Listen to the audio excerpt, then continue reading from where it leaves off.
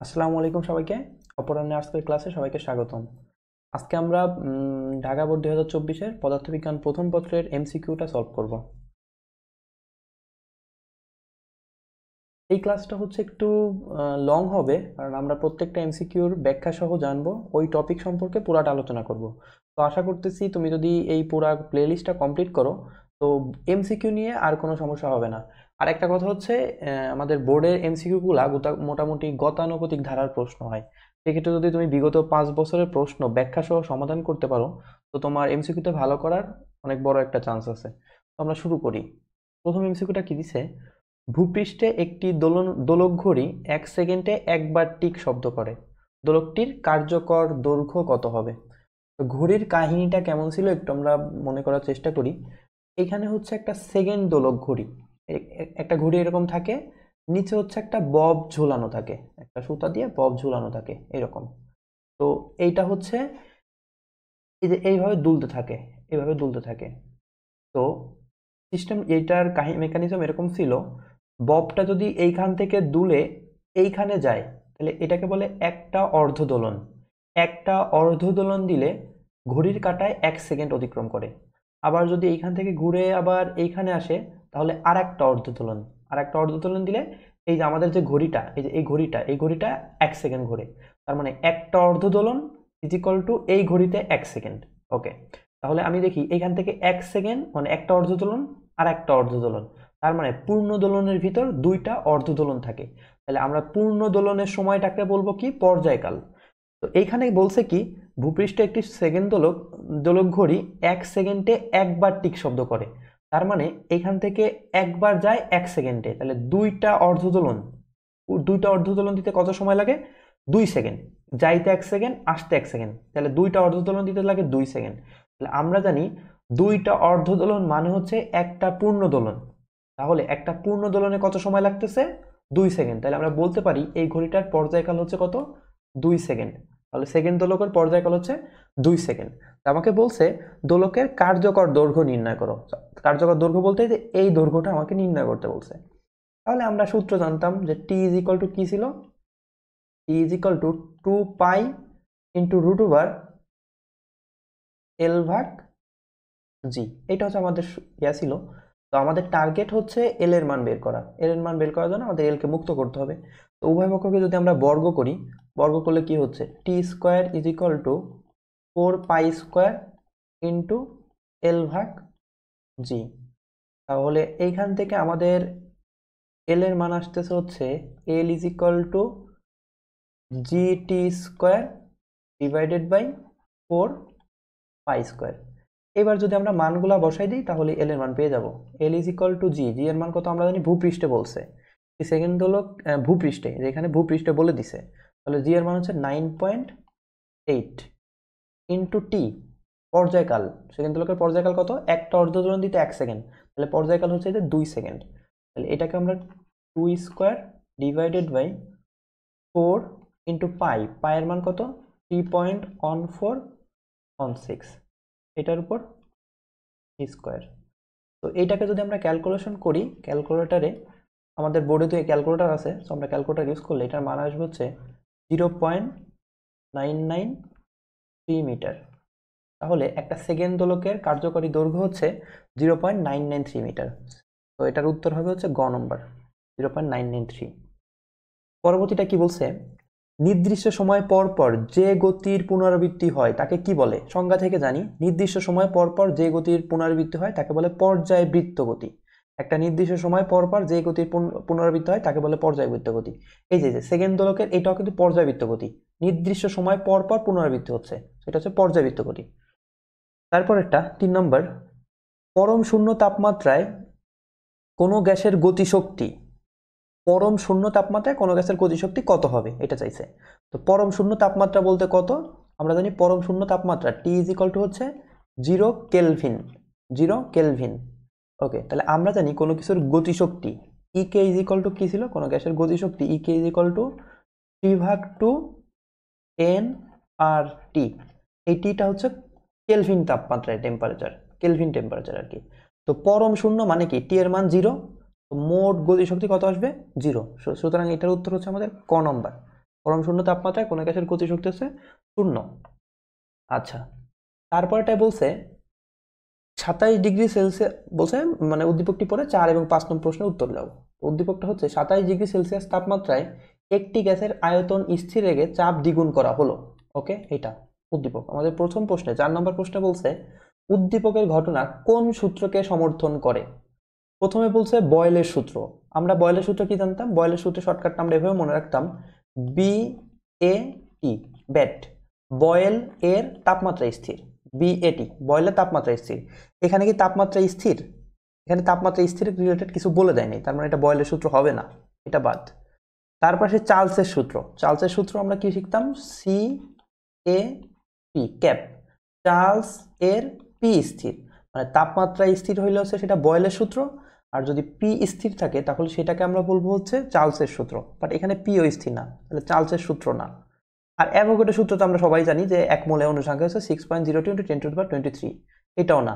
তাহলে হওয়া উচিত হচ্ছে এইটা। এখন দেখি এটা হবে কিনা। চাপীয় সূত্রটা কি ছিল? চাপীয় সূত্র কি? আয়তন স্থির থাকলে গ্যাসের মানে চাপ এবং তাপমাত্রার মধ্যে যে সম্পর্ক, ওইটা হচ্ছে তোমার চাপীয় সূত্র ছিল। সেক্ষেত্রে এটার উত্তর হবে চাপীয় সূত্র, এটা। আচ্ছা, তারপরটা কি বলছে? গ্যাসটির চূড়ান্ত তাপমাত্রা কত?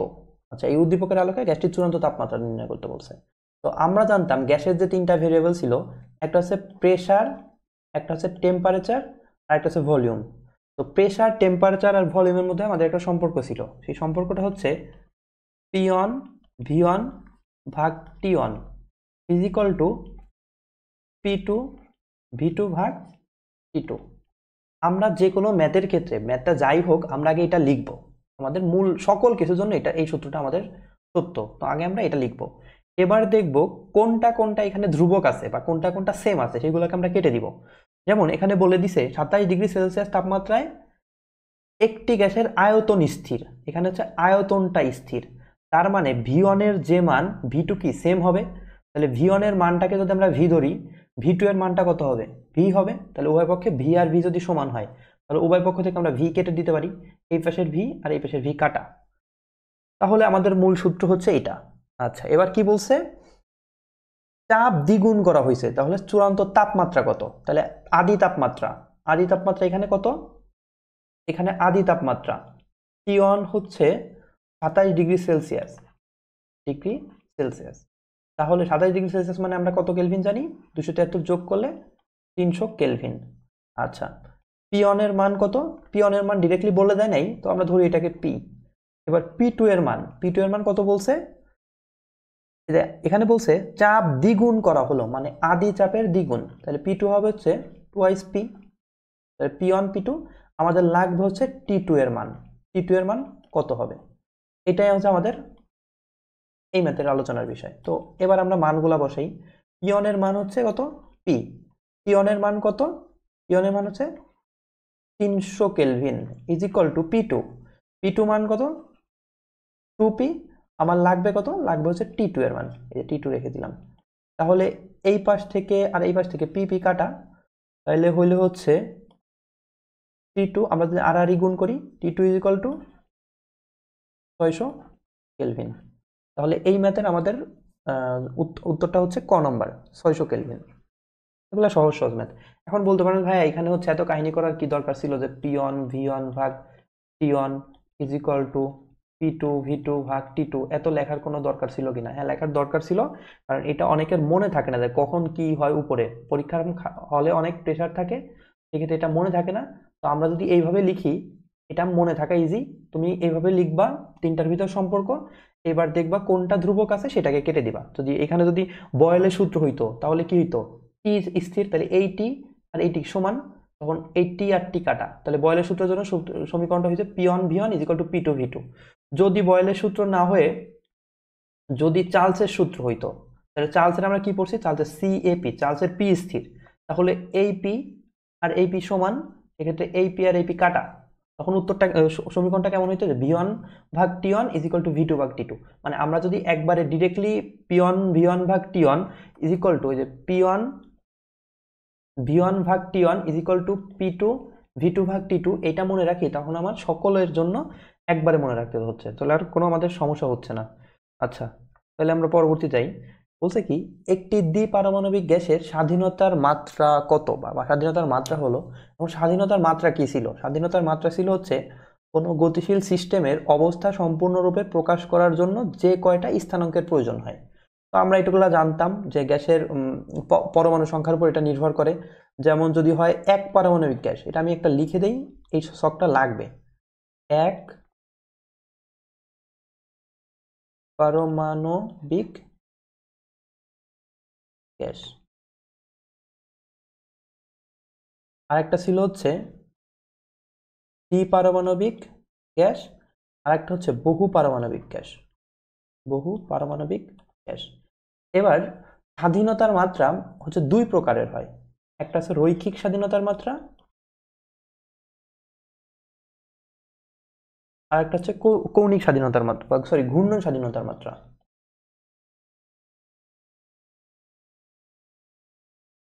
আর এই দুইটার যোগফলই হচ্ছে মোট স্বাধীনতার মাত্রা। মোট স্বাধীনতার মাত্রাকে আমরা এফ দ্বারা যদি প্রকাশ করি, এক পারমাণবিক গ্যাসের ক্ষেত্রে রৈখিক স্বাধীনতার মাত্রাটা ছিল হচ্ছে 3, আর ঘূর্ণন স্বাধীনতার মাত্রা হচ্ছে 0। তাহলে মোট স্বাধীনতার মাত্রা হচ্ছে 3। দ্বিপারমাণবিক গ্যাসের ক্ষেত্রে রৈখিক স্বাধীনতার মাত্রা হচ্ছে 3, দ্বিপারমাণবিক গ্যাসে রৈখিক স্বাধীনতার মাত্রা 3, ঘূর্ণন স্বাধীনতার মাত্রা হচ্ছে 2, মোট স্বাধীনতার মাত্রা হচ্ছে 5। বহু পারমাণবিক গ্যাসের ক্ষেত্রে রৈখিক স্বাধীনতার মাত্রা 3, ঘূর্ণন স্বাধীনতার মাত্রা 3, মোট স্বাধীনতার মাত্রা কত? 6। তো এখানে রৈখিক বা ঘূর্ণন কিছু উল্লেখ করে দেয় নাই, তার মানে আমার ওই মোট স্বাধীনতার মাত্রাটাই চাইছে। বলছে কি, দ্বিপারমাণবিক গ্যাসের ক্ষেত্রে, এটা দ্বিপারমাণবিক গ্যাসের ক্ষেত্রে স্বাধীনতার মাত্রা কত? যদি তোমাকে রৈখিক বলে দিত তখন 3 দাগাইতা, বা যদি ঘূর্ণন বলে দিত তখন 2 দাগাইতা, বাট কিছু বলে যায়নি, মানে এই 5ই চাইছে। মোট কত? তাহলে দ্বিপারমাণবিকের জন্য আমরা কি জানি? দ্বিপারমাণবিকের জন্য হচ্ছে মোট মানে স্বাধীনতার মাত্রা হচ্ছে 5, তাহলে এটা উত্তর হচ্ছে 5। আচ্ছা, পরেরটা আসি, মহাকর্ষীয় বিভবের মাত্রা কত? তো বিভবের মাত্রা আমরা কি জানি? আমরা যে জেনারেলি যে সূত্রটা জানি ওইটা দিয়ে যদি আমরা করতে চাই তখন আমাদের এই মাত্রাটা অনেক বড় হয়ে যাবে। আমরা একটু সংজ্ঞায় আসি। মহাকর্ষীয় বিভব কি ছিল? বিভব হচ্ছে অসীম থেকে একক ভরের কোনো বস্তুকে মহাকর্ষ ক্ষেত্রের কোনো বিন্দুতে আনতে যে পরিমাণ কাজ করতে হয় সেটাকে আমরা বিভব বলছিলাম। তো মানে কি বলছি, আবার যদি একটু বলি, অসীম থেকে একক ভরের কোনো বস্তুকে মহাকর্ষ ক্ষেত্রের কোনো বিন্দুতে আনতে যে পরিমাণ কাজ করতে হয় তাকেই ওই বিন্দুর মহাকর্ষীয় বিভব বলে। তো আমরা ধরি এম ভরের কোনো বস্তুকে মহাকর্ষীয় ক্ষেত্রের কোনো বিন্দুতে আনতে ডাব্লু পরিমাণ কাজ করতে হয়, তাহলে একক ভরের কোনো বস্তুকে মহাকর্ষীয় ক্ষেত্রের কোনো বিন্দুতে আনতে কি পরিমাণ কাজ করতে হবে? ডাব্লু ভাগ এম। সংজ্ঞায় কি বলছে? একক ভরের কোনো বস্তুকে মহাকর্ষীয় ক্ষেত্রের কোনো বিন্দুতে যে পরিমাণ কাজ করতে হবে, এই যে পরিমাণ কাজ, এই কাজটাকে আমরা কি বলছি? বিভব না? তাহলে V is equal to W ভাগ এম। এখানে একটা সূত্র আসছে। তো ভি এর একক হবে হচ্ছে ডাব্লু, মানে কাজের একক ডিভাইডেড বাই ভরের একক। তাহলে আমরা জানি কাজের একক কি হয়? কাজের একক হচ্ছে জুল, ডিভাইডেড বাই ভরের একক, ভরের একক কি হয়? কেজি। তাহলে এটার একক আসলো, বিভবের একক আসলো হচ্ছে জুল পার কেজি। এটা উত্তর। তো আমাদের এখানে আছে জুল পার কেজি। তারপরটা বলি, একজন ব্যক্তি লিফটে ওজনীয়তা অনুভব করবে যখন লিফটটি, তো 8 নম্বর সমস্যাটা যদি আমরা এই পাশে সমাধান করি, তো আমাদের এইটা সলভ করার আগে আমরা পুরো লিফটের পুরো কাহিনীটা একটু আলোচনা করবো এখানে, তাহলে আর সমস্যা হবে না। তো আমাদের ওজন বলতে আসলে কি বোঝে? তো এটা যদি অনেকে প্রশ্ন করা হয়, অনেকে বলবে যে আমাদেরকে পৃথিবী যে বলে আকর্ষণ করে সেটাই হচ্ছে ওজন। আসলে এটা আংশিক সত্য। তো এইভাবে বলা যায়, ওজন হচ্ছে কি, আমরা যদি কোনো একটা তলের উপর দাঁড়ায় থাকি তাহলে আমাদের পৃথিবী কি এম জি বলে আকর্ষণ করতেছে। আমরা জানি আমাদেরকে এম জি বলে আকর্ষণ করে, যে কোনো বস্তুকে পৃথিবী এম জি বলে আকর্ষণ করে। এই আকর্ষণ বল যত করে, তাহলে মাধ্যম কি উপরের দিকে একটা প্রতিক্রিয়া বল দেয় না?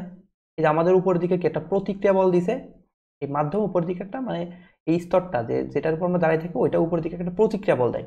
এই যে পরিমাণে প্রতিক্রিয়া বল দিচ্ছে আমরা এটাকেই ওজন বলে বিবেচনা করি আর কি। তো ওজন হচ্ছে আমরা যেটা ফিল করি, মানে পৃথিবী আমাদেরকে এমজি বলে টানতেছে, তখন তাহলে আমরা যে প্রতিক্রিয়া বলটা ফিল করি এই প্রতিক্রিয়া বলটাই হচ্ছে ওজন। ওকে। তো জেনারেল ভাবে আমরা যখন দাঁড়ায় থাকি তখন তো স্থির থাকি। তো আমরা যখন পৃথিবী যদি আমাদের এমজি বলে টানে, আমরাও এমজি বলে টানি, ও মানে এমজি বলে প্রতিক্রিয়া ফিল করি। সেক্ষেত্রে আমাদের ওজন হচ্ছে এই W is equal to MG, এটা সমান হয়, এমজি হয়ে যায়। বাট যখন একটা কিছু লিফটে ওঠে বা নামে, তখন আর এমজি ফিল করে না, মানে এমজি পরিমাণে প্রতিক্রিয়া বল ফিল করে না। তখন কি হয় আমরা একটু তখন আলোচনা করি। সে হচ্ছে এটা যদি আচ্ছা এটা থাক। তো এখানে যদি একটা লিফট থাকে, তো এটা হচ্ছে আমাদের একটা লিফট। এই লিফটের ভিতর একটা লোক আছে। তো এই লিফটটা হচ্ছে, আমি বললাম লিফটটা হচ্ছে এ ত্বরণে উপরে উঠতেছে, এ ত্বরণে উপরে উঠতেছে। এবার আমরা এই লিফটের ভিতর বস্তুটার, ওই লোকটার ওজন কত সেটা আমরা ফিল করব, মানে ক্যালকুলেট করব। তো এই লোকটাকে পৃথিবী কি বলে টানতেছে? পৃথিবী হচ্ছে এমজি বলে আকর্ষণ করতেছে। আর আমরা জানি তাহলে লোকটা কি উপরের দিকে একটা প্রতিক্রিয়া বল অনুভব করবে। এই প্রতিক্রিয়া বলটাকে আমরা জানি, এই প্রতিক্রিয়াকে আমরা কি বলবো? ওজন। তাহলে এমজি যদি বলে অনুভব করে, এই প্রতিক্রিয়া বল হচ্ছে উপরের দিকে। তো নিউটনের তৃতীয় সূত্র থেকে আমরা জানি summation of F is equal to M A. Okay, তো এই যে আমরা এই উপরের দিকটাকে যদি পজিটিভ ধরি, এটা পজিটিভ, তখন উপরেরটা পজিটিভ, নিচেরটা নেগেটিভ। তো সামেশনের ভিতর আমাদের কয়টা বল আছে? এই যে এমজি আছে আর ডাব্লু আছে। তো এটাকে যদি আমরা ভাঙি, পজিটিভটাকে ডাব্লু, তাহলে ডাব্লু প্লাস এই যে এমজি কি হবে? মাইনাস না, minus MG is equal to M A. তো এখান থেকে যদি ডাব্লু ইজ ইকুয়াল টু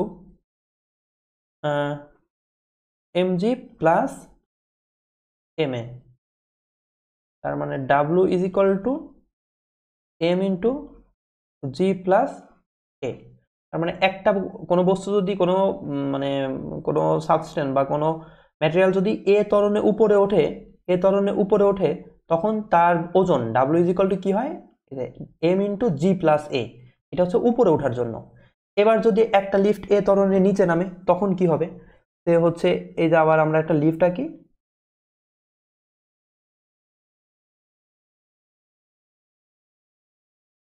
এটা হচ্ছে আমাদের লিফট, এর ভিতরে একটা লোক আছে। তো এই লোককে পৃথিবী কি বলে আকর্ষণ করতেছে? পৃথিবী হচ্ছে এমজি বলে আকর্ষণ করতেছে। আর সে উপরের দিকে কি বল অনুভব করতেছে? ওজন, যে প্রতিক্রিয়া বল, এটা হচ্ছে আমরা ধরলাম ডাব্লু। তো আর এই লিফটটা কি করতেছে? বলছি লিফটের ত্বরণ, ওভারঅল ত্বরণ হচ্ছে এ ত্বরণে নিচে নামতেছে। তো আমরা এইটাকে যদি পজিটিভ ধরি, এটাকে যদি পজিটিভ ধরি, তাহলে নিচেরটা হবে পজিটিভ, এটা হবে পজিটিভ, এটা কি হবে? নেগেটিভ। তো সেম ভাবে নিউটনের তৃতীয় সূত্র থেকে আমরা কি জানি? Summation of F is equal to কি হয়? M A. সামেশনের ভিতরে এবার কয়টা বল আছে? এমজি আছে আর ডাব্লু আছে। এটাকে লিখি এমজি প্লাস, এবার ডাব্লুর আগে মাইনাস, তাহলে minus W is equal to M A. তো এইখান থেকে যদি হচ্ছে আমরা ডাব্লুটাকে যদি এই পাশে পাঠিয়ে দিই, এটাকে যদি এই পাশে আনি, ডিরেক্টভাবে একবারে লেখা যায় W is equal to MG minus M A, বা এটা যদি একটু এখানে লিখি, W is equal to M কে আমরা কমন নিয়ে নিতে পারি, জি মাইনাস এ। তখন আমরা দেখো ওজনের তিনটা জিনিস পাইছি। একটা হচ্ছে যদি আমরা স্থির থাকি, তখন ওজন হচ্ছে কি? W is equal to MG. স্থির থাকলে ওজন ডাব্লু ইজ ইকুয়াল টু কি হয়? এমজি। এটা হচ্ছে এক নম্বর কেস। স্থির বস্তুর ওজন হচ্ছে এমজি থাকে। স্থির বস্তু না, যার ত্বরণ নাই তার ওজনই হচ্ছে এমজি। তুমি যদি সমবেগে নিচে পড়তে থাকো বা সমবেগে উপরে উঠতে থাকো, তখনও তোমার ওজন এমজি থাকবে। যদি ত্বরণ না থাকে তখন ওজন এমজি। আচ্ছা, দুই নম্বর কেস হচ্ছে যদি কোনো বস্তু এ ত্বরণে উপরে ওঠে, যদি কোনো বস্তু এ ত্বরণে উপরে ওঠে, তাহলে তার ওজন হয়েছে W is equal to M into G plus A, তার ওজন হচ্ছে বৃদ্ধি পায়। আর কোনো বস্তু যদি এ ত্বরণে নিচে নামে, তখন তার ওজন হয়েছে W is equal to M into G minus A. এটা হচ্ছে নিচে নামার ক্ষেত্রে আমরা তিনটা কেস দেখলাম। আচ্ছা, এখানে কি বলছে? একজন ব্যক্তি লিফটে ওজনহীনতা অনুভব করবে তখন লিফটটি মানে ওজনহীনতা কখন অনুভব করবে? তার ওজন যদি জিরো হয়, মানে হচ্ছে এ ত্বরণের নিচে নামলে ওজন কি হয়? W is equal to M into G minus A. এখন দেখো ভর ডাব্লুকে জিরো হইতে হবে, বাট ভর তো জিরো হওয়া পসিবল না। ভর কি কখনো জিরো হওয়া পসিবল? তখন কি করতে হবে, আমার এই পার্টটাকে জিরো হইতে হবে। এই পার্টটা কখন জিরো হবে? এ ইজ ইকুয়াল টু যদি জি হয়, এর মান যদি জি হয়, এটা যদি এখানে ইনপুট দিই, তখন আমাদের কি হয়, W is equal to M into G minus, এর মান যদি জি হয়, আবার জি হবে, তখন W is equal to zero, মানে এম ইন্টু জিরো, তাহলে পুরো ওজন কত হচ্ছে, জিরো হচ্ছে। তাহলে আমরা কন্ডিশনটা পাইলাম কি, কোনো বস্তু যদি এ ত্বরণে মানে সরি জি ত্বরণে নিচে নামে, জি ত্বরণে যদি নিচে নামে, তখন তার ওজন কি, ওজন মানে ওজন জিরো হবে। তাহলে এটার উত্তর কি হবে, একজন ব্যক্তি লিফটে ওজনীয়তা কখন অনুভব করবে, যদি জি ত্বরণে নিচে নামে। এই যে জি ত্বরণে যদি নিচে নামে, তো এখান থেকে আমরা বলতে পারি জি ত্বরণের নিচে নামে মানে কি, পরন্ত বস্তু না, ওকে বাধা দেওয়ার মতো কেউ নাই, তাহলে পরন্ত বস্তুর ওজন হচ্ছে শূন্য। এটা মনে রাখবা, পরন্ত বস্তুর ওজন কত, শূন্য। তাহলে এটা উত্তর হচ্ছে আমাদের ঘ নম্বর। নেক্সট কি বলছে, ভূপৃষ্ঠ হতে কত কিলোমিটার উচ্চতায় অভিকর্ষ ত্বরণের মান ভূপৃষ্ঠের 25% হবে। এখানে আর এর মান তোমাকে বলে দিছে 6400 কিলোমিটার। তো আমরা সূত্র জানতাম যে হচ্ছে পৃথিবী পৃষ্ঠে অভিকর্ষ ত্বরণ জি ইজ ইকুয়াল টু কি জানি আমরা, জি এর সূত্র জানি GM divided by R square. এটা যদি 1 নম্বর সমীকরণ হয়। আবার আমরা জানি ভূপৃষ্ঠ থেকে এইচ উচ্চতায় অভিকর্ষ ত্বরণ কি হয়, G is equal to GM divided by R plus H তার হোল স্কোয়ার। এটা যদি 2 নম্বর সমীকরণ হয়, আমরা যদি হচ্ছে 1/2 করি, সমীকরণ 1/2 হতে পাই, যদি ভাগ করে দেয় তখন কি হবে, G divided by G H, এই জিএম কাটা যাবে, ইজ ইকুয়াল টু কি আসলো, আসলো হচ্ছে আর প্লাস এইচ তার whole square divided by R square, ভাগ করছি জাস্ট। তো এখান থেকে হচ্ছে G divided by G H is equal to R plus H divided by R পুরাটার উপর হোল স্কোয়ার। ওকে, তখন জি ভাগ G H is equal to, এটা আর এর নিচেও ভাগ এইচ এর নিচেও ভাগ, তো আমরা লিখতে পারি আর ভাগ আর মানে কি 1 প্লাস এইচ ভাগ আর তার হোল স্কোয়ার।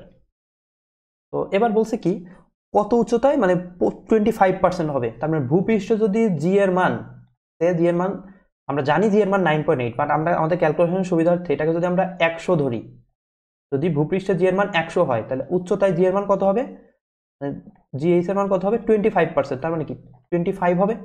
এই দুইটার মান যদি আমরা এখানে বসাই এবার, তখন কি হবে, এটা হচ্ছে 100 divided by 25 is equal to 1 plus H ভাগ আর তার হোল স্কোয়ার। তো আমরা যদি এটাকে এই সাইডে লিখি, তখন কি হয়, এই স্কোয়ারটা এই পাশে আসলে কি রুট হয়ে যাবে না, তাহলে এখানে থাকবে কি 1 প্লাস এইচ ভাগ R is equal to root over 100 ভাগ 25। ওকে, তখন হচ্ছে 1 প্লাস এইচ ভাগ আর ইজ ইকুয়াল টু 10 ভাগ 5। তাহলে এইচ ভাগ আর ইজ ইকুয়াল টু 10 ভাগ 5 মানে কি 2, আর এই 1 এই পাশে আসলে কি হবে, -1, তখন থাকলো হচ্ছে ওইটা 1, তাহলে 1 যায় আর এর সাথে গুণ হবে, এইচ ইজ ইকুয়াল টু আর। তখন আমরা বলতে পারি এইচ উচ্চতা মানে সরি আর উচ্চতায়, মানে ভূপৃষ্ঠ থেকে আর উচ্চতায় অভিকর্ষ ত্বরণ ভূপৃষ্ঠের অভিকর্ষ ত্বরণের 20% হবে। এবার আর এর মান কত বলছে, এই যে আর এর মান বলে দিয়েছে 6400 কিলোমিটার। তখন এই যে এটা হবে কত কিলোমিটার, কিলোমিটারে আমাদের এককটা চাইছে, তাহলে এই যে 6400 কিলোমিটার উচ্চতায় অভিকর্ষ ত্বরণ ভূপৃষ্ঠের 25% হবে। আচ্ছা, তারপর কি বলছে, কোনো বস্তুর একক মাত্রার পরিবর্তনকে কি বলে, কোনো বস্তুর একক মাত্রার পরিবর্তনকে কি বলে, বিকৃতি বলে। কোনো বস্তুর একক মাত্রার পরিবর্তনকে হচ্ছে তার বিকৃতি বলে, বা স্ট্রেইন। বিকৃতির ইংরেজি কি ছিল, এটা অনেক সময় ইংলিশে চায় স্ট্রেইন, বিকৃতি বলে। আচ্ছা, পয়সনের অনুপাত এর ক্ষেত্রে নিচের কোনটি সঠিক। আমরা তো কি জানি পয়সনের অনুপাত কি ছিল, কোনো বস্তুর পার্শ্ব বিকৃতি এবং দৈর্ঘ্য বিকৃতির অনুপাতকে হচ্ছে পয়সনের অনুপাত বলে। তো পয়সনের অনুপাত ছিল হচ্ছে তাত্ত্বিকভাবে মানটা ছিল -1 থেকে +1/2 ভিতরে। আর বাস্তবে যে ধাতুগুলো আছে ধাতুর ক্ষেত্রে পয়সনের মান মানে অনুপাতটা হচ্ছে 0 থেকে মানে ধনাত্মক হয়, 0 থেকে +1/2 ভিতরে। তো এটা তো ধাতু বলে দেয় নাই, তাহলে জেনারেল ভাবে এটার উত্তর হয়েছে -1 থেকে +0.5 পর্যন্ত। তো খ নম্বর এটার উত্তর। তারপর সরল দোলগতি সম্পূর্ণ কোনো বস্তুর বারবার দোল দেওয়ার কারণ কারণ কি ছিল? কারণ হচ্ছে স্থিতি জড়তা কি ছিল? স্থিতি জড়তা হচ্ছে কোনো বস্তু স্থির থাকতে চাওয়ার যে প্রবণতা, আমরা জানি জড়তা হচ্ছে কোনো বস্তু যে অবস্থায় থাকে চিরকাল সে অবস্থায় থাকতে চায়, এই থাকতে চাওয়ার যে প্রবণতা সেটা হচ্ছে জড়তা। তো স্থিতি জড়তা কি ছিল?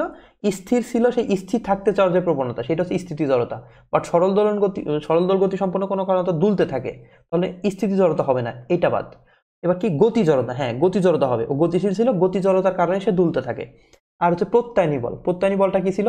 এই যে যদি একটা এখানে যদি সরল দোলকের সেটাকে ঝুলানো থাকে, এটা যদি সেই বব হয়, এটা কি করে? এই যে এইভাবে দুলতে থাকে। তো এইখানে গিয়ে যদি এটা যদি থেটা কোণ উৎপন্ন করে, এটা যদি থেটা কোণ উৎপন্ন করে, তখন এই যে এটা যদি থেটা হয় তাহলে এটা কি হবে? থেটা হবে। এটা কি থেটা হবে। তো এই ববের ভর যদি এম হয়, তখন এই অবস্থায় এটাকে পৃথিবী কি বলে টানতেছে? পৃথিবী হচ্ছে এমজি বলে টানতেছে। তাহলে এমজি এর এই দিক বরাবর উপাংশ কি হবে? এই দিক বরাবর উপাংশ হয়ে হচ্ছে এমজি কস থেটা, যার সাথে কোণ তার কস থেটা, তখন তার লম্ব বরাবর এটা কি হবে? এটা হবে হচ্ছে এমজি সাইন থেটা। এবার এই যে যেটা এমজি কস থেটা, এইটাই ছিল হচ্ছে সুতার টানের সমান। এই যে সুতার টান is equal to MG cos theta. আর এই যে এইটাই ছিল সেই প্রত্যায়নী বল। প্রত্যায়নী বল কত হবে? MG sine theta. প্রত্যায়নী বল, হ্যাঁ, প্রত্যায়নী বলের কারণে সে এইভাবে দুলতে থাকে। এখানে যখন যাবে প্রত্যায়নী বল এইভাবে কাজ করতেছে, এখানে আসলে আবার এদিকে কাজ করবে। প্রত্যায়নী বলের উত্তর। তো এটার উত্তর হবে হচ্ছে 2 আর 3, গ নম্বর। আচ্ছা, তারপরটা কি বলছে? 10 গ্রাম ভরের একটি বল 100 সেন্টিমিটার/সেকেন্ড বেগে একটি উলম্ব দেওয়ালে আনুভূমিকভাবে আঘাত করে একই বেগে ফিরে আসে। দেওয়াল কর্তৃক প্রযুক্ত বলের মান ডাইন পার সেকেন্ড একক। ডাইনটা হচ্ছে বলের এসআই একক, সরি বলের সিজিএস একক। আমরা কি জানি? সিজিএস, সিজিএস এককে কি কি ছিল? সেন্টিমিটার গ্রাম সেকেন্ড। সেন্টিমিটার গ্রাম সেকেন্ড এই এককে হচ্ছে তোমার বলের মানটা ছিল হচ্ছে টাইম। তো এটা হচ্ছে বলের একক, ঘাবড়ানোর কিছু নাই। তো এখানে যখন আমরা বল বের করব ডাইনে, তখন আমরা দূরত্বকে নিব সেন্টিমিটারে, আর ভরটাকে নিব হচ্ছে গ্রামে, আর সময়টাকে সেকেন্ডে নিব, তাহলে আমরা বলটা ডাইনে পেয়ে যাবো। আচ্ছা, তাহলে আমরা নিউটনের এটা যদি সলভ করতে যাই, নিউটনের সেকেন্ড ল থেকে আমরা কি জানছিলাম? F is equal to M A. এটাকে যদি আমরা একটু ভাঙি, F is equal to M থাকলো এ মানে কি? V minus U divided by T. Okay, তো এই ভি যদি হচ্ছে আর গুণ করি, তাহলে F T is equal to M into V minus U মানে কি? ডেল ভি বলা যায়। তাহলে এই পাশে কি? F into T is equal to কি? ভর ইন্টু বেগের পরিবর্তন। তো এটাকে আমরা কি বলতে পারি? ভর বেগের পরিবর্তন। তখন এই যে এখানে আমরা কি পেলাম? বলে, আর আমরা জানি বল এবং বলের ক্রিয়াকালের গুণফলকে কি বলে? বলের ঘাত বলে। তাহলে বলের ঘাত ইজ ইকুয়াল টু ভরবেগের পরিবর্তন। এটা হচ্ছে আমরা জানি যে বলের ঘাত ইজ ইকুয়াল টু ভরবেগের পরিবর্তন। তো এখানে বলছে দেয়াল কর্তৃক প্রযুক্ত বলের ঘাত কত? বলের ঘাত মানে বলের ঘাত নির্ণয় করতে বলছে। আমরা কি পাইলাম? বলের ঘাত ইজ ইকুয়াল টু ভরবেগের পরিবর্তন। তো আমরা যদি এই ম্যাথের ক্ষেত্রে ভরবেগের পরিবর্তনটা বের করতে পারি, তাহলে সেটাই তো আমাদের বলের ঘাত। তো ভরবেগের পরিবর্তনটা যদি আমরা বের করতে চাই, এবার ঘটনা দেখি। মনে করো এই যে ভূমি, এই যে একটা দেওয়াল আছে, এই দেওয়াল কি বলছে? 10 গ্রাম ভরে একটি বল এত বেগে একটি উলম্ব দেওয়ালে আনুভূমিকভাবে আঘাত করে। তাহলে এই যে এই দিক থেকে একটা বলকে তুমি নিক্ষেপ করছো, এদিকে যাচ্ছে, এখন কি এই দেওয়ালে এসে আঘাত করবে, সেই বলের মান বেগের মানটা হচ্ছে 100 সেন্টিমিটার/সেকেন্ড। তখন কি আবার সে ব্যাক করবে না? সে আঘাত লাগা পরে সে এই যে এদিকে ব্যাক করতেছে, এদিকে আবার ব্যাক করতেছে একই বেগে আঘাত মানে ব্যাক করে। তাহলে এটা 100 হইলে এটার বেগেও কত? 100 সেন্টিমিটার/সেকেন্ড। ওকে, তাহলে আমরা যদি ভরবেগের পরিবর্তনটা বের করতে চাই, ভরবেগের পরিবর্তনটা কি হবে? মানে ভর বেগের পরিবর্তন কি হবে? Del M V is equal to M into V minus U, শেষ বেগ মাইনাস আদি বেগ। ওকে, তাহলে এখানে আসি, এম থাকলো। এখন মনে হতে পারে হ্যাঁ ভরের তো কোনো চেঞ্জ হয় নাই, সরি বেগের তো কোনো চেঞ্জ হয় নাই, মান তো একই বেগে বলছে, একই বেগে ফিরে আসছে, তখন তো চেঞ্জ হয় নাই। বাট বেগ তো ভেক্টর রাশি, ভেক্টর রাশির যদি মানের চেঞ্জ হয়, মানের যদি সরি মানের প্লাস দিকের যে কোনো একটা চেঞ্জ হইলেই তো তার হচ্ছে মানে ইয়াটা চেঞ্জ হবে, রাশিটা চেঞ্জ হয়ে যাবে। তো এখানে মান চেঞ্জ হয় না ঠিক আছে, কিন্তু দিকের তো চেঞ্জ হয়েছে, এটাকে এখানে আমরা দিকের চেঞ্জটাকে আলোচনা করব। ওকে, তো দিকের চেঞ্জ আমরা যে কোনো একটাকে, যে দুইটা দিকে আছে যে কোনো একটাকে তুমি পজিটিভ ধরো, সে আমি যদি এইটাকে পজিটিভ ধরি তাহলে এটা কি হবে নেগেটিভ। ওকে, তাহলে ভি, ভি এর মান কত? আচ্ছা আমরা এখানে এম এর মানটাও যদি একবারে বসিয়ে দেই, তখন এম এর মান এখানে কত আছে, এম এর মান হচ্ছে 10। এবার এবার বলি এটাকে কি আমি ইসে বসাবো কিনা, কি বলে গ্রামে বসাবো নাকি কেজিতে বসাবো, যে আমরা সিজিএস এককে বের করবো, তাহলে কি সেন্টিমিটার গ্রাম, সিজিএস এককে কি ভরটাকে গ্রামে নিব, এজন্য আমরা ডিরেক্টলি এখানে 10 ইউজ করব। তো এটা হচ্ছে 10 ইন্টু ভি, ভি মানে কি শেষ বেগ, শেষ বেগ কত 100, মাইনাস আদি বেগ মানে আদি বেগ, আদি বেগটা কত -100। তো এটাকে যদি আমরা সেকেন্ড ব্র্যাকেট ইউজ করি এখানে, তাহলে এইটা হবে হচ্ছে -100, -100। তো এটাকে যদি আমরা ক্যালকুলেশন করি তাহলে 10 ইন্টু 100 মাইনাসে মাইনাসে প্লাস, প্লাস 100, তাহলে হচ্ছে 200। তাহলে এটা হবে হচ্ছে 200 গুণ 10 2000। এইটাই হচ্ছে বলের ভরবেগের পরিবর্তন, আর ভরবেগের পরিবর্তনই হচ্ছে কি বলের ঘাতের সমান। তাহলে ভরবেগের পরিবর্তন 2000, তাহলে বলের ঘাতও 2000, তাহলে এটার একক হচ্ছে তোমার 2000 ডাইন পার সেকেন্ড। একক নিয়ে কোনো সমস্যা নেই, কারণ আমরা সকল কিছু সিজিএস এককে ইউজ করছি। তাহলে সিজিএস এককে বলের ঘাতের একক কি হওয়া উচিত, বলের একক ইন্টু সময়ের একক। তাহলে সিজিএস এককে বলের একক কি ডাইন, আর সময়ের একক কি, সময়ের একক হচ্ছে সেকেন্ড, তাহলে ডাইন পার সেকেন্ডই হবে বলের ঘাতের একক। এটাই আছে আমাদের। পরবর্তীটা যাওয়া যায়। একটি রকেট উড্ডয়নের প্রথম সেকেন্ডে এর ভরের এত ভাগ গ্যাস এত বেগে নির্গত করে, রকেটটির ত্বরণ কত? এটা আমরা পরবর্তী পেজে সলভ করি। আচ্ছা, তো আমরা যদি এটাকে এখন সলভ করি, এটা কি ছিল একটি, আচ্ছা রকেটের পুরো কাহিনীটা আমরা একটু বিবেচনা করি। ধরি এটা হচ্ছে আমাদের একটা রকেট। তো এই রকেট কি হয়, রকেটে নির্দিষ্ট একটা ভর থাকে প্লাস জ্বালানি থাকে। তো এই জ্বালানি সহ রকেটটা যায়, জ্বালানিটা হচ্ছে এদিকে নির্গত হয়, জ্বালানিটা এদিকে নির্গত হইলে রকেট হচ্ছে ঊর্ধ্বমুখী একটা বল অনুভব করে, এই কারণে রকেটটা উপরে মানে উপরের দিকে যায়। তো আমরা যদি জ্বালানি সহ, আই রিপিট জ্বালানি সহ রকেটের ভরকে যদি ক্যাপিটাল এম ধরি, আর শুধুমাত্র জ্বালানির ভরটাকে যদি স্মল এম ধরি, তখন তাহলে দেখি এই যে এটা হচ্ছে রকেট, রকেটটা কি পৃথিবী এমজি বল আকর্ষণ করতেছে, এই যে এমজি, কারণ জেনারেল অবস্থায় তার ভর তো ক্যাপিটাল এম, মানে জ্বালানির ভর প্লাস রকেটের ভর প্লাস সিস্টেমের ভর থাকে, এই জন্য ক্যাপিটাল এম জি দিছি। আর ঊর্ধ্বমুখী রকেটের ঊর্ধ্বমুখী প্রয়োগ মানে অনুভব যে বলটা অনুভব করে সেটাকে আমরা এফ ধরলাম। আর ধরি রকেটটা হচ্ছে এ ত্বরণে উপরে যাচ্ছে, রকেটের ত্বরণ কোন দিকে, এ ত্বরণে। ওকে, তো আমরা লিফটের মতো করে এটাকে যদি দিক বিবেচনা করি, এটা হচ্ছে পজিটিভ যদি ধরি, তাহলে উপরেরটা পজিটিভ, নিচেরটা হচ্ছে নেগেটিভ, তুমি যে কোনোটা ধরতে পারো, যে কোনোটা নেগেটিভ পজিটিভ ধরলে একই আসবে। তো এটাকে যদি আমরা নিউটনের সেকেন্ড ল লিখি, summation of F is equal two কত, এম এ, এখানে পুরো সিস্টেম এম ইন্টু এ। ওকে, ধরি এ ত্বরণ পড়ছে। ওকে, তো এই সামেশন অফ এফ এর ভিতর কয়টা বল আছে, এই যে দুইটা, একটা এফ আর একটা হচ্ছে এম জি। এটাকে যদি আমরা ভাঙে লিখি, এফ এর ভিতর এফ সামেশন অফ এফ মানে কি F minus M G is equal to M A. Okay, তাহলে হচ্ছে এটাই আসলো। এবার আসি আমরা এখান থেকে এফ এর মানটা ক্যালকুলেট করব। এফ এর মানটা আমরা কিভাবে ক্যালকুলেট করতে পারি? তো এফ এর মান ক্যালকুলেটর করার জন্য আমরা এইভাবে এটাকে বিবেচনা করি যে রকেটটা, এই রকেটটার থেকে নির্দিষ্ট পরিমাণে জ্বালানি যখন বের হচ্ছে, তাহলে কি রকেটের ভরবেগ কি কমতেছে, মানে রকেট একটা ভরবেগ হারাচ্ছে, তাহলে রকেটের মানে সরি হারাচ্ছে বলতে একটা পরিবর্তন হচ্ছে, তাহলে রকেটের পরিবর্তিত ভরবেগ, রকেটের পরিবর্তিত ভরবেগ ইজ ইকুয়াল টু জ্বালানির ভরবেগ। তাহলে জ্বালানির ভরবেগ কত হবে এমভি, সে ধরি এই জ্বালানিটা ভি বেগে নির্গত হচ্ছে, এই ভি বেগে নিচের দিকে নির্গত হচ্ছে, রকেটের ভরবেগের পরিবর্তন ইজ ইকুয়াল টু জ্বালানির ভরবেগ। তো আমরা জানি, একটু আগেই বললাম, একটু আগে ম্যাথটা সলভ করলাম, যে বলের ঘাত ইজ ইকুয়াল টু ভরবেগের পরিবর্তন হয়। তাহলে ভরবেগের পরিবর্তনকে আমরা কি লিখতে পারি, বলের ঘাত FT is equal to MV. Okay, তো এখান থেকে এফ যদি ক্যালকুলেট করতে চাই, এম ভাগ ভি ডিভাইডেড বাই টি।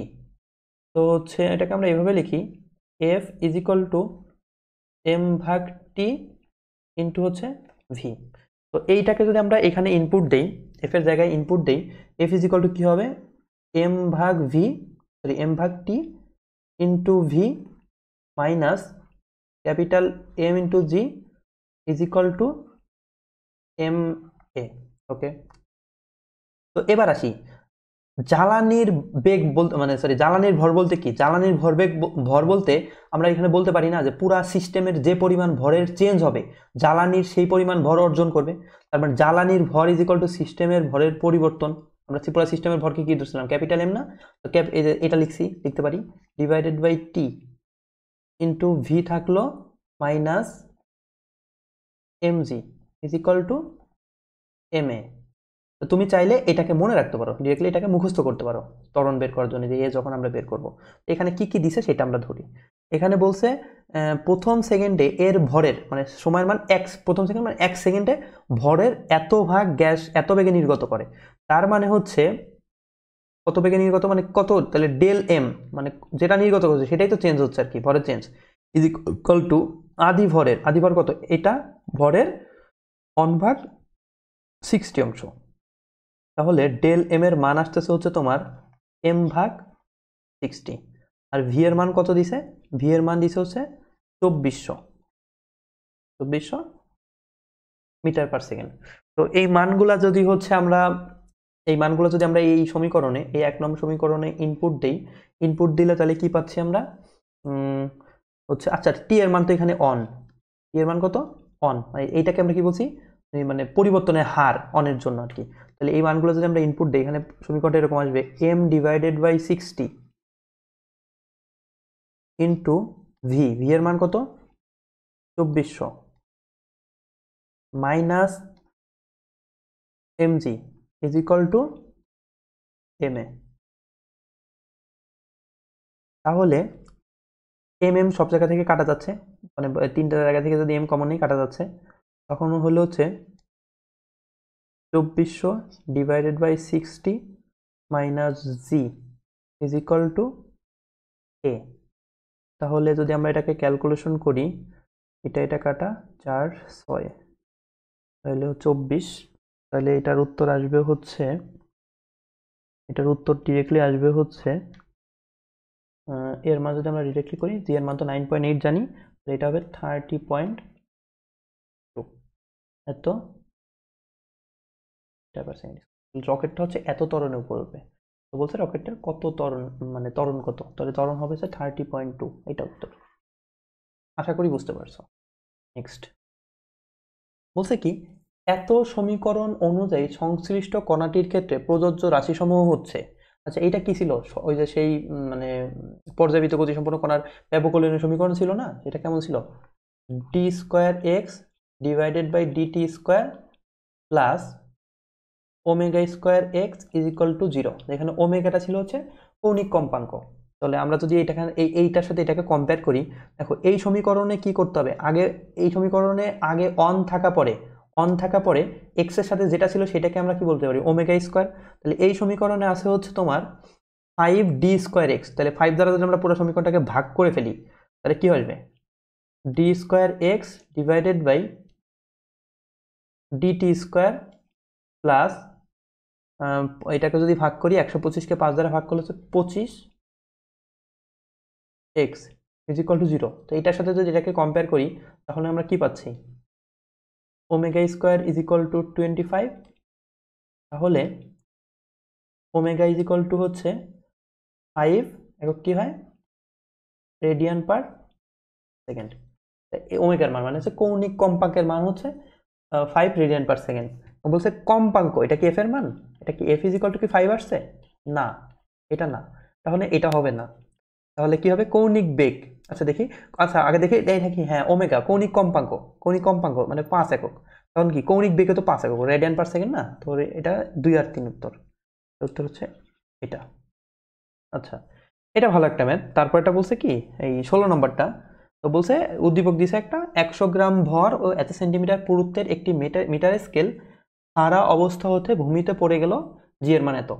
সে হচ্ছে ধরি একটা মিটার স্কেল, মনে করো মিটার স্কেলটা হচ্ছে আচ্ছা, এখানে যদি আমি একটু আগে ভূমিতে থাকা অবস্থা কেমন এটা যদি একটু বিবেচনা করি, এটা হচ্ছে মিটার স্কেল, যার দৈর্ঘ্য হচ্ছে 1 মিটার, আর এটা হচ্ছে আমরা উচ্চতা, উচ্চতা হচ্ছে কত বলছে, উচ্চতা হচ্ছে তোমার 1 সেন্টিমিটার, পুরুত্বের, পুরুত্ব মানে তো যে মানে মোটা যেটুকু আর কি, 1 সেন্টিমিটার। তো এটা ছিল হচ্ছে আগে এই এই অবস্থায়, আগে হচ্ছে এই যে এই অবস্থায় ছিল, এই অবস্থায় ছিল, মানে ভূমি স্কেলটা হচ্ছে দাঁড়ানো অবস্থায় ছিল। এইটা হচ্ছে কি করছে এখন, এটা হচ্ছে এখন ভূমিতে পড়ে গেছে, সরি এটা বড় হয়ে গেল। উম, এটা হচ্ছে এখন ভূমিতে পড়ে গেছে, তাহলে ভূমিতে পড়ছে মানে কি, এরকম অবস্থায় আসছে না, এরকম অবস্থায় মানে এটা এইভাবে পড়ে গেছে। একটা কলম যদি দাঁড় করে রাখো, কলমটা এইভাবে পড়ে গেছে।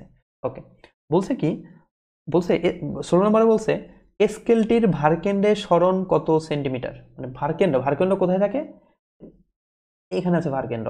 তাহলে এবার ভারকেন্দ্র কোথায় আছে, এইখানে ভারকেন্দ্রটা আছে। তাহলে দেখি ভারকেন্দ্রের সরণ কতটুকু হয়েছে, সরণ মানে কি, সর্বনিম্ন দূরত্ব মানে কি, এই যে কতটুকু নামছে, এইটুকু না। তাহলে এইটা এখন কত, কোন পজিশনে আছে, এখন এটা এই পজিশনে আছে না, এই পজিশনে। তাহলে ভারকেন্দ্রের সরণ যদি আমি বিবেচনা করি, আগে ছিল ভারকেন্দ্রটা এখানে, এখন আসছে ভারকেন্দ্রটা এখানে, তাহলে ভারকেন্দ্রের সরণ হয়েছে কতটুকু, ভারকেন্দ্রের সরণ হয়েছে এইটুকু না। তাহলে এইটাই তো আমরা সেই ভারকেন্দ্রের সরণ। ওকে, এটা আমরা ক্যালকুলেট করবো। এবার কিভাবে ক্যালকুলেট করবো, ক্যালকুলেট করার জন্য তোমাকে বলছো হচ্ছে একটি মিটার স্কেল, এটা কেমন মিটার স্কেল, মানে পুরা দৈর্ঘ্যটা হচ্ছে 1 মিটার, 1 মিটার। তখন আমি তাহলে আমি এই যে এইখান থেকে, এইখান থেকে এই যে এই নিচে পর্যন্ত এটাকে কি আমি 50 সেন্টিমিটার বলতে পারি। তার মানে এই যে এটা যদি বলি, এই যে এইখান থেকে এই পর্যন্ত হচ্ছে কত, 50 সেন্টিমিটার। আর দেখো পুরুত্ব মানে যে এই যে উচ্চতাটা ছিল, এটা কত ছিল, এটা হচ্ছে 1 সেন্টিমিটার, মানে এই পুরাটা যদি 1 সেন্টিমিটার হয়, তাহলে এইটুকু কত, এই যে এইটা এইটুকু কত, এই যে এইটুকু কি অর্ধেক না, এইটুকু কি একের অর্ধেক, তাহলে এটা হবে 0.5 সেন্টিমিটার। তার মানে এইটা হচ্ছে 0.5 সেন্টিমিটার। তাহলে আমার লাগবে হচ্ছে ডেল এইচ, মানে হচ্ছে এই মানটা লাগবে, এই মানটাই তো ভরকেন্দ্র সরণ নাকি, এই মানটাই যে এইটুকু, এই যে এইখান থেকে এই পর্যন্ত, এটাই তো ভরকেন্দ্র সরণ, এইটা। তো এটা যদি আমি ক্যালকুলেট করতে চাই, তখন কি করব, এই পুরাটা এইখান থেকে এই পর্যন্ত, এই পুরাটা থেকে যদি আমি এই ছোট দৈর্ঘ্যটা বিয়োগ করে দিই, তাহলে তো আমি ভরকেন্দ্র পাবো, মানে ভরকেন্দ্র সরণ পাবো। তাহলে আমি ভরকেন্দ্র সরণ del H is equal to 50 - 0.5 centimetre. এটা যদি আমি করি, তাহলে ভারকেন্দ্রের সরণ আসবে কত, 49.5 সেন্টিমিটার। তাহলে এটার উত্তর হচ্ছে এটা 49.5 সেন্টিমিটার। নেক্সট বলছে, তারপরটা বলছে অভিকর্ষজ বল দ্বারা কৃত কাজ কত। তাহলে আমরা কি জানি, অভিকর্ষজ বল দ্বারা কৃত কাজ W is equal to M G into সরণ আর কি, MGH। তাহলে আগের ম্যাথে আমরা ভারকেন্দ্রের সরণ কত পাইছি, 49.5 সেন্টিমিটার। তাহলে এই মানগুলো যদি আমরা বসাই, এম এর মান কত, এখানে এম এর মান হচ্ছে দেখো 100 গ্রাম, বস্তুর ভর হচ্ছে 100 গ্রাম। তাহলে কত, 100/1000 কেজিতে নিলাম। জি এর মান হচ্ছে 9.8 ইন্টু এইচ, এইচ এর মান কত, এইচ এর মানটা আসছিল হচ্ছে 49.5 সেন্টিমিটার। তাহলে এটাকে যদি আমি মিটারে নিই, তাহলে 49.5 ডিভাইডেড বাই হচ্ছে তোমার 100, মিটারে নিলাম। তো এটাকে ক্যালকুলেশন করলে উত্তরটা আসবে হচ্ছে 0.4851, 0.4851 একক কি, কাজের একক জুল। তাহলে এটা উত্তর কোনটা, 4851, এই ক নম্বর উত্তর। আচ্ছা 17 নম্বর কি বলছে, একটি বস্তু কণাকে সুতায় বেঁধে বৃত্তাকার পথে ঘোরালে কাজের পরিমাণ হবে। তাহলে একটা বস্তুকে যদি, একটা যদি বস্তু হয়, এটাকে যদি সুতায় বেঁধে বৃত্তাকার পথে ঘুরাই, এই বস্তুটাকে সুতায় বেঁধে বৃত্তাকার পথে আমি ঘুরাচ্ছি, এখানে এইভাবে ঘুরাচ্ছি, এভাবে যদি ঘুরাই, তাহলে কাজের মান এখানে কি, বলটা কি আমার কেন্দ্রের দিকে ক্রিয়া করতেছে, আর এটা যদি হয় তাহলে মধ্যবর্তী কোণ কত, 90 ডিগ্রি না, মানে কেন্দ্রমুখী বলটা এদিকে যদি হয়, এই দিক ধরা হচ্ছে স্পর্শক বরাবর, তাহলে বল আর সরের মধ্যবর্তী কোণ আমরা জানি কি, তো কাজ ডাব্লিউ ইজ ইকুয়াল টু কি হয়, এফ এস কস থেটা। তাহলে কস থেটায় 90 ডিগ্রি, থেটা যদি 90 ডিগ্রি হয়, তাহলে কাজের মান কত, শূন্য হয় না, তো কি, তো কাজ হচ্ছে শূন্য, উত্তর। তারপরটা, কোনো নির্দিষ্ট ভরের বস্তুর গতিশক্তি এর ভরবেগের, মানে গতিশক্তির সাথে ভরবেগের সম্পর্কটা চাইছে। তাহলে আমরা জানি কোনো কিছুর গতিশক্তি, গতিশক্তি কি ছিল, KE is equal to half M V square. তো উভয় পক্ষকে যদি আমরা একটা এম দ্বারা গুণ করি, M is equal to KE is equal to, sorry, M into KE is equal to half M square, মানে এই ব্যাপারটা গুণ করলে কি এম স্কোয়ার আর ভি স্কোয়ার আছে, তাহলে আমি পুরাটার উপর কি হোল স্কোয়ার দিতে পারি। ওকে, তাহলে তাহলে M KE is equal to half, এই যে ভর ইন্টু বেগ, এটাকে কি আমি ভরবেগ বলতে পারি না, ভরবেগকে আমরা পি দ্বারা ডিনোট করতাম, পি স্কোয়ার। তো এইখান থেকে হচ্ছে আমার কি আসতেছে, 2m KE is equal to P square. Okay, এবার কি বলছে, ভরের গতি, বস্তুর গতিশক্তি এর ভরবেগের। এবার দেখো 2m যদি হচ্ছে ধ্রুবক হয়, তাহলে কে এর সাথে ভরবেগের সম্পর্কে ডিরেক্ট সমানুপাতিক না। ওকে, তারপরে গতিশক্তি হচ্ছে ভরবেগের বর্গের সমানুপাতিক। এই যে গতিশক্তিটা হচ্ছে ভরবেগের বর্গের সমানুপাতিক, এটা উত্তর হচ্ছে ক নাম্বার, বর্গের সমানুপাতিক। নেক্সট, নিচের কোনটি সবগুলো ভেক্টর রাশি? তো এত না, তুমি যেটা থেকে যেটা যেটা হচ্ছে স্কেলার চিনবা ওইগুলাকে বাদ দেই। যেমন সবগুলা ভেক্টর চাইছে, দেখো এখানে কি ভরটা কি ভেক্টর রাশি, তাহলে ভর না, ভর ভেক্টর না, তাহলে এই পুরাটা বাদ। আচ্ছা, বিদ্যুৎ প্রবাহ মাত্রা, বিদ্যুৎ প্রবাহ মাত্রা কি ভেক্টর রাশি? না, বিদ্যুৎ প্রবাহ মাত্রা স্কেলার রাশি, এটাও বাদ। তারপর হচ্ছে তাপমাত্রা, তাপমাত্রা কি ভেক্টর রাশি? না, তাপমাত্রাও বাদ। তাহলে এই তিনটা বাদ হয়ে যাচ্ছে। এখানে চৌম্বক ক্ষেত্র, হ্যাঁ চৌম্বক ক্ষেত্র ভেক্টর রাশি, টর্ক ভেক্টর রাশি, তারপর কৌণিক সরণ ভেক্টর রাশি, তাহলে এটা উত্তর হবে সেইটা। তারপর একটা আসি, এটা খুবই ইন্টারেস্টিং একটা ম্যাথ, এটা সুন্দর একটা ম্যাথ। কি বলছে, একটি দেওয়াল ঘড়ি পশ্চিম দেওয়ালে টানানো আছে, যদি ঘন্টার কাঁটাকে পি এবং মিনিটের কাঁটাকে কিউ দ্বারা নির্দেশ করা হয়, মানে পশ্চিম সাইডের যে তোমার দেওয়ালটা আছে ওই দেওয়ালে একটা ঘড়িকে টানানো আছে, যেখানে হচ্ছে তোমার ঘন্টার কাঁটাকে পি দ্বারা ডিনোট করছে, আর মিনিটের কাঁটাকে হচ্ছে তোমার কিউ দ্বারা ডিনোট করছে। এবার বলছে 12টা 15 মিনিটে পি ও কিউ এর দিক কত হবে। সে হচ্ছে যদি আমরা একটু ঘড়িটাকে আঁকার চেষ্টা করি, এটা হচ্ছে ঘড়ি, তাহলে এখানে ইয়া থাকে, এখানে কত থাকে 12 লেখা থাকে না, এখানে হচ্ছে 3টা, এটা হচ্ছে 6টা, এটা হচ্ছে 9টা। ওকে, তাহলে 12টা 15 মিনিটে ঘড়ির ঘন্টার কাঁটাটা কত থাকে, ঘন্টার কাঁটা 12 থেকে হালকা একটু আগায় এইখানে থাকে, এটা হচ্ছে ঘন্টার কাঁটা। আর হচ্ছে মিনিটের কাঁটা কোথায় থাকে, 12টা 15, মিনিটের কাঁটাটা হচ্ছে একদম 15-র উপরে থাকে। তাহলে ঘন্টার কাঁটাকে আমরা কি দ্বারা প্রকাশ করছো, এখানে ঘন্টার কাঁটাকে হচ্ছে পি দ্বারা, আর মিনিটের কাঁটাকে হচ্ছে কিউ দ্বারা, কিউ দ্বারা। তাহলে এইভাবে আছে মোটামুটি, এই যে পি হচ্ছে এইটা, আর এই যে কিউ হচ্ছে এটা, এইভাবে অবস্থান করতেছে। এবার তোমাকে বলছে 12টা 15 মিনিটে পি গুণ কিউ এর দিক, এর দিক হবে কোন দিকে, মানে পি গুণ কিউ এর দিক কোন দিক হবে। এবার আমরা জানি দুইটা ভেক্টরকে যদি ক্রস গুণ করি, মানে এ একটা ভেক্টর আর হচ্ছে বি আর একটা ভেক্টর, এই দুইটাকে যদি ক্রস গুণ করি, ক্রস গুণফলের উৎপন্ন ভেক্টরটা হচ্ছে এদের সাথে লম্ব বরাবর। ক্রস গুণফলের মাধ্যমে উৎপন্ন ভেক্টরটা হচ্ছে এরা যে তলে থাকবে সেই তল থেকে লম্ব বরাবর, সে এরা যদি হচ্ছে কি বলে, এই যে এই সারফেসে থাকে, একটা এদিকে একটা এদিকে, তাহলে এই ত্রিমাত্রিক, একটা যদি এইদিকে আর একটা যদি এই দিকে থাকে, তখন এদের সাথে উৎপন্ন ভেক্টরটা হবে এদের সাথে তল লম্ব বরাবর, এই যে এখানে হয় লম্ব বরাবর উপরের দিকে, নয় লম্ব বরাবর ভিতরের দিকে, মানে লম্ব হবে এদের সাথে। তাই এই পি ক্রস কিউ এটার দিক হবে হচ্ছে এদের সাথে লম্বর দিকে। এবার দেখি এইখানে পি ক্রস কিউ এইটা না, তাহলে এটা হবে ঘড়ি মানে ভিতরের দিকে, তলের সাথে ভিতরের দিকে, এটা যদি আমরা দিক বিবেচনা করি। ওকে, এবার দেখি কিভাবে আছে। তো এটা মনে করো তোমার সেই পশ্চিম দেওয়াল, এই যে এখানে পশ্চিম দেওয়াল, এইখানে হচ্ছে তোমার সেই ঘড়িটা লাগানো আছে, এখানে এখানে ঘড়িটা লাগানো আছে। তো তুমি হচ্ছে এইখান থেকে দেখবা, তুমি হচ্ছে এখান থেকে দেখতেছো ঘড়িটাকে। তো তুমি যদি দেখো, তাহলে তুমি যখন দেখবা এটা হচ্ছে পশ্চিম সাইড, পশ্চিম, তুমি কোন সাইডে দাঁড়া আছো, পশ্চিমের অপোজিটে তুমি কোন সাইডে দাঁড়া আছো, পূর্ব সাইডে দাঁড়ায় আছো।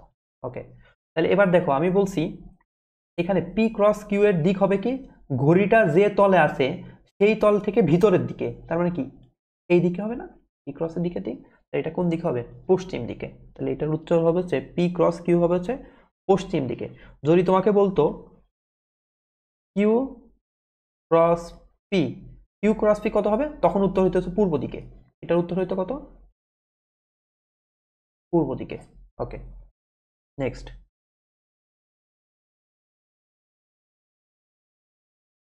তারপরে বলছে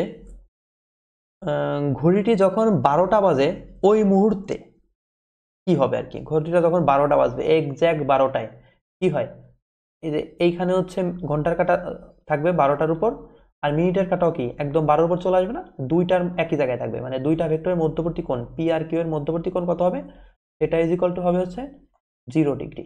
ওকে, এবার কি বলছে, আচ্ছা দুইটা ভেক্টরের মধ্যবর্তী কোণ যদি 0 ডিগ্রি হয়, আমরা কি জানি P cross Q is equal to কি হয়, পি কিউ সাইন থেটা। তাহলে সাইন থেটা, থেটার মান যদি 0 ডিগ্রি হয়, সাইন থেটার মান 0 না, তাহলে দুইটা ভেক্টর মধ্যবর্তী কোণ যদি 0 ডিগ্রি হয়, তাহলে তাদের ক্রস গুণফল কি হয়, 0 হয়। যে P cross Q is equal to 0, তার মানে এটার উত্তর হচ্ছে ক নম্বর, এটাই উত্তর। ওকে, নেক্সট, তো বলছে nabla cross A is equal to 0 হলে, ন্যাবলার সাথে আমরা যে কটা সম্পর্ক শিখছিলাম, ন্যাবলার সাথে যদি একটা স্কেলারের যদি মানে ইয়া হয়, সম্পর্ক হয়, তাহলে এটাকে আমরা বলছিলাম কি, গ্রেডিয়েন্ট।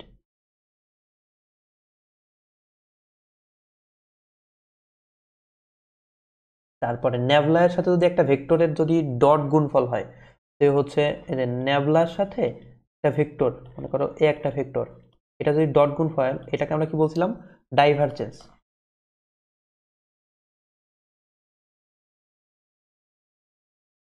আর ন্যাবলার সাথে যদি একটা ভেক্টরের ক্রস গুণফল করা হয়, তখন আমরা এটাকে বলছিলাম হচ্ছে কার্ল। ওকে, তাহলে এইটা হচ্ছে নেবলা ক্রস এ, এটাকে আমরা কি বলবো, এটা হচ্ছে কার্ল। তার মানে হচ্ছে কোন একটা ভেক্টর, এটার মানে হচ্ছে কোন একটা ভেক্টরের কার্ল শূন্য। ওকে, এবার যদি কার্ল শূন্য হয়, যদি কার্ল মানে কি নেবলা ক্রস এ, এটা যদি শূন্য হয়, তাহলে সে ভেক্টরটা হচ্ছে অঘূর্ণনশীল। শূন্য হলে আমরা কি জানতাম, শূন্য হচ্ছে অঘূর্ণনশীল।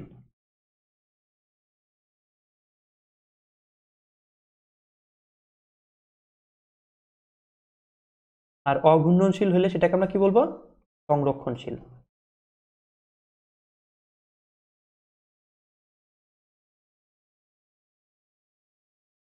অঘূর্ণনশীল হলে সেটা হচ্ছে সংরক্ষণশীল। আর যদি হচ্ছে এটা যদি ইজিক্যাল টু, যদি নট ইজিক্যাল টু যদি 0 হয়, মানে কালের মান যদি শূন্য না হয়, তখন সেটাকে আমরা কি বলবো, শূন্য না, তার মানে কি ঘূর্ণনশীল।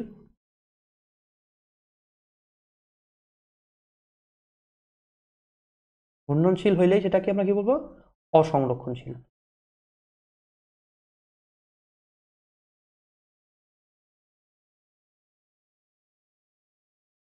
অসংরক্ষণশীল, তাহলে এটা মনে রাখা একটু অনেকের ঝামেলা হয়ে যায়, তো আমি একটু ওয়ে বলে দিচ্ছি। এটা আমি যেভাবে মনে রাখতাম, যে হচ্ছে তুমি ট্যুরে যাবা, তুমি ট্যুরে গেলে যদি তোমার কাছে টাকা না থাকে, টাকার পরিমাণ যদি তোমার পকেটে 0 হয়, তুমি কি ঘুরতে যাবা, ঘুরতে যাবা না। তার মানে টাকা যদি 0 হয়, তুমি হচ্ছে অঘূর্ণনশীল। এই যে টাকা যদি 0, মানে কাল যদি 0 হয়, তুমি হচ্ছে অঘূর্ণনশীল। এবার অঘূর্ণনশীল যদি হও, তাহলে তুমি বাসায় চুপচাপ বসে আছো, তার মানে তুমি মোটামুটি সেফ, মানে সংরক্ষণশীল। ওকে, এই যে অঘূর্ণনশীল হইলে সংরক্ষণশীল। ওকে, এবার কথা, তোমাকে টাকা 0 না, মানে তোমার পকেটে অনেক টাকা আছে, টাকা যখনই থাকবে তুমি কি করবা, তুমি হচ্ছে ঘুরতে যাবা, তাহলে হচ্ছে ঘূর্ণনশীল। যদি কাল যদি অশূন্য হয়, তখন হচ্ছে অঘূর্ণনশীল। এবার অঘূর্ণনশীল যদি হয়, তখনই তোমার অসংরক্ষণশীল, মানে তুমি বাসার বাইরে গেছো, যে কোনো ঘটনা ঘটতে পারে, তাহলে অঘূর্ণনশীল হইলেই সেটাকে, ঘূর্ণনশীল হইলেই সেটাকে আমরা বলবো অসংরক্ষণশীল। তো এইভাবে মনে রাখতে পারো। এখানে বলছে কাল শূন্য, তাহলে কি হবে, ভেক্টর ক্ষেত্রটি অঘূর্ণনশীল, কাল যদি শূন্য হয়, হ্যাঁ অঘূর্ণনশীল, ঠিক আছে। এই যে তারপরটা আছে ভেক্টর ক্ষেত্রটি সংরক্ষণশীল, হ্যাঁ অঘূর্ণনশীল হইলেই আমরা কি বলছিলাম, এই যে অঘূর্ণনশীল হইলেই সেটা সংরক্ষণশীল থাকবে, তার মানে এটাও ঠিক আছে, ভেক্টর ক্ষেত্রটি হচ্ছে সংরক্ষণশীল। তারপর বলছে ভেক্টর ক্ষেত্রটি সলিনয়েডাল। সলিনয়েডাল হচ্ছে যদি হচ্ছে যে ডাইভারজেন্স যদি 0 হয়, ডাইভারজেন্স যদি 0 হয়, সেটাকে আমরা সলিনয়েডাল বলবো। তার মানে এটা উত্তর হচ্ছে 1 আর 2, এটা ক নম্বর উত্তর। 23 শেষ। বলছে কি, একটি গাড়ি 10 মিটার পার সেকেন্ড সমবেগে চলছে, নিচের কোনটি সত্য। ওকে, যদি কোনো গাড়ি যদি সমবেগে চলে, তাহলে নিউটনের ফার্স্ট লতে কি বলছিল, বাহ্যিক কোনো বল প্রয়োগ না করলে স্থির বস্তু স্থির এবং গতিশীল বস্তু সবসময় সুষম দ্রুতিতে সরল পথে চলতে থাকবে। তার মানে কোনো বস্তুর উপর যদি ক্রিয়াশীল নিট বল শূন্য হয়, নিট বল যদি শূন্য হয় তখন হচ্ছে সে সমবেগে চলবে। তাহলে 10 মিটার পার সেকেন্ড বেগে চলতেছে, তার মানে কি তার উপর নিট বল শূন্য। তাহলে আমি বলতে পারি summation of F is equal to 0, net বলটা হচ্ছে শূন্য। এবার আসি, তোমার হচ্ছে এই যে বস্তুটা, তাহলে সে এদিকে চলতেছিল, তাহলে চলতেছিল, তুমি এইদিকে যদি বল প্রয়োগ করো তাহলে কি বস্তুটা এইদিকে গতিশীল আছে, মানে ভি হচ্ছে এই যে এইদিকে গতিশীল। এবার দেখো আমাদের যে বেয়াদবি করেটা হচ্ছে তোমার ঘর্ষণ। ঘর্ষণ কি করে, তুমি ওকে যেদিকে নিতে যাবা ঘর্ষণ বল হচ্ছে তার বিপরীত দিকে ক্রিয়া করে। ঘর্ষণ বল হচ্ছে অলওয়েজ গতির বিপরীত দিকে, তাহলে ফ্র্যাকশনাল ফোর্স আমরা বিপরীত দিকে ধরতে পারি। ওকে, তাহলে এই যে summation of F is equal to 0 হয়, তাহলে সামেশনের ভিতর এখন বল কয়টা, দুইটা, একটা হচ্ছে এফ আর একটা হচ্ছে এফ আর। তাহলে একটাকে যদি পজিটিভ ধরি, এটা যদি পজিটিভ ধরি, এটাকে আমরা কি ধরবো, নেগেটিভ ধরবো। তুমি এটাকে পজিটিভ ধরলে এটা নেগেটিভ হবে, তোমার ইচ্ছা। তাহলে এবার আসি, F plus minus F R is equal to 0, তাহলে তোমার F is equal to F R. তাহলে তোমার প্রয়োগকৃত বল ইজ ইকুয়াল টু ঘর্ষণ বল। তাহলে আমরা কি বলছি, যদি নিট বল শূন্য আসে সমবেগে চলবে, তাহলে সমবেগে চলার শর্ত কি আসলো, এই যে তোমার প্রয়োগকৃত বল আর ঘর্ষণ বল যদি সমান হয়, মানে তুমি যে বল প্রয়োগ করছো ঘর্ষণ বল যদি তার সমান হয় তাহলে তুমি বস্তুটা সমবেগে চলবে। তাহলে এটার উপর কি বলছে, গাড়িটির উপর কোনো বলই ক্রিয়া করছে না, না এটা সত্য না। গাড়িটির উপর যদি কোনো বল ক্রিয়া না করে তাহলে তো বস্তু যে ঘর্ষণ আছে, তার মানে কি বস্তু একসময় থেমে যাবে না। তুমি হচ্ছে বাইক যখন চালাচ্ছ বা তুমি যখন বাইসাইকেল চালাচ্ছ, তো তুমি যখন একদম এই বাইসাইকেলের উপর মানে বল দেওয়া বন্ধ করে দিবা, একটু পর কি তোমার সাইকেলটা থেমে যাবে, তার মানে এটা ঠিক না, এটা মিথ্যা কথা। তারপর বলছে গাড়ি দ্বারা প্রযুক্ত বল ঘর্ষণ বলের সমান, হ্যাঁ এটাই সত্য। এই যে গাড়ি দ্বারা প্রযুক্ত বল, এই যে এফ প্রযুক্ত বল কি ঘর্ষণ বলের সমান, মানে এইটাই হচ্ছে উত্তর, এটা উত্তর। আচ্ছা তারপর এটাও টেস্ট করি, এটা হবে কিনা। গাড়ি দ্বারা প্রযুক্ত বল ঘর্ষণ বলের চেয়ে বেশি। এবার দেখো গাড়ি দ্বারা প্রযুক্ত বল যদি ঘর্ষণ বলের চেয়ে বেশি হয়, মানে তোমার ঘর্ষণ বল যে পরিমাণ বল দিচ্ছে, তুমি যদি গাড়িটা যদি তার থেকে বেশি বল প্রয়োগ করে, তখন কি হবে, তখন হচ্ছে এ ত্বরণ সৃষ্টি হবে, মানে তখন ত্বরণের মান বাড়বে। ওকে, আচ্ছা তারপরটা বলছে গাড়ি দ্বারা প্রযুক্ত বল যদি ঘর্ষণ বলের চেয়ে কম হয়। গাড়ি দ্বারা যদি প্রযুক্ত বল ঘর্ষণ বলের চেয়ে কম হয়, তার মানে কি, কি হবে, তোমার আস্তে আস্তে থেমে যাবে না অনেক সময় পর, সেটা হচ্ছে মন্দন হবে, মানে এর মান কমে যাবে। মানে এটাও সত্য না, এটাও সত্য না, এটাও সত্য না। তো সঠিক উত্তর আমাদের ক নম্বর। তারপর বলছে কি, বস্তুর গতি জড়তা কোনটির সমানুপাতিক। তো আমরা কি জানতাম, আমরা জানতাম হচ্ছে কোনো কিছুর হচ্ছে জড়তার পরিমাণ হচ্ছে ভর, না মানে জড়তার পরিমাপ হচ্ছে ভর। তাহলে গতির জড়তা পরিমাপ হচ্ছে তোমার ভরবেগ, মানে ভরবেগের উপর ডিপেন্ড করতেছে। তাহলে এটার হবে হচ্ছে ভরবেগ যত বাড়বে তার গতি জড়তা তত বাড়বে, এটা উত্তর। যেমন হচ্ছে একটা ছোট বল তোমার দিকে আসতেছে, আর একটা হচ্ছে বড় বল লোহার বল তোমার দিকে আসতেছে, একই বেগে যদি আসে, তাহলে তুমি কোনটাকে থামানো তোমার জন্য কষ্টকর, এটাকে থামানো কষ্টকর না, কারণ এটা কি ভরবেগ বেশি। তাহলে ভরবেগ যত বেশি জড়তাটা তত বেশি, এটা হচ্ছে উত্তর গ নম্বর। তো এই পর্যন্তই ছিল আমাদের এই ক্লাস। তো আশা করতেছি কোনো কিছুতে সমস্যা হবে না। যদি কোনো এমসিকিউতে সমস্যা হয় তাহলে আমাদেরকে মেসেজ দিতে পারো, আমরা তৎক্ষণাৎ সমাধান দেওয়ার চেষ্টা করবো ইনশাল্লাহ। আর আমরা পুরা এইচএসসির পুরা মানে বিগত কয়েক বছরের সমাধান দেওয়ার চেষ্টা করব। তো এই ক্লাসগুলো আমাদের প্রত্যেকটা ক্লাসই হবে ব্যাখ্যামূলক। তো তুমি যদি এই ক্লাসগুলো রেগুলার করো তো আশা করতেছি কোনো মানে এমসিকিউ নিয়ে ভালো একটা ধারণা হবে আর কি। তো আজকে এই পর্যন্তই, আল্লাহ হাফেজ।